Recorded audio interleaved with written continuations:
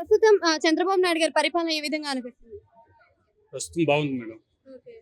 So, ప్రస్తుతం బావుంది అని అంటున్నారు కదా! సూపర్ 6 అనే ఒక పథకాలను సంక్షేమ పథకాలను తీసుకొస్తా అంటున్నారు. తీసుకురాగలుగుతాడా మరి? తీసుకురాగలుగుతారు. ఏ విధంగా ఆయన రెవెన్యూ తోడు పవన్ కళ్యాణ్ గారు ఉన్నారు కాబట్టి ఆయనతో పాటు ఉన్నప్పుడు 100% తేగలుగుతారు.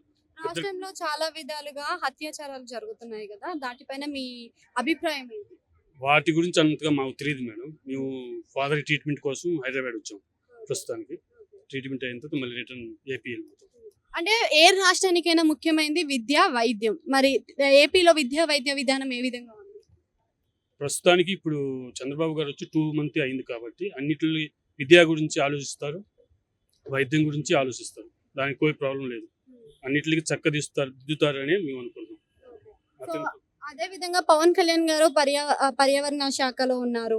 పంచాయతీ రాజ్ డిప్యూటీ సీఎంగా ఇంకా పర్యావరణ శాఖగా ఉన్నారు కదా! ఈ 3 పదవులను కరెక్ట్ గా ఫాలో చేస్తున్నారు.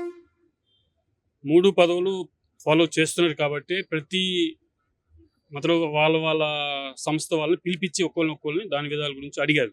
తెలుసుకుని ప్రతిదీ ఒక్కొక్క విధంగా చేయగలుగుతున్నాడు. Thank you.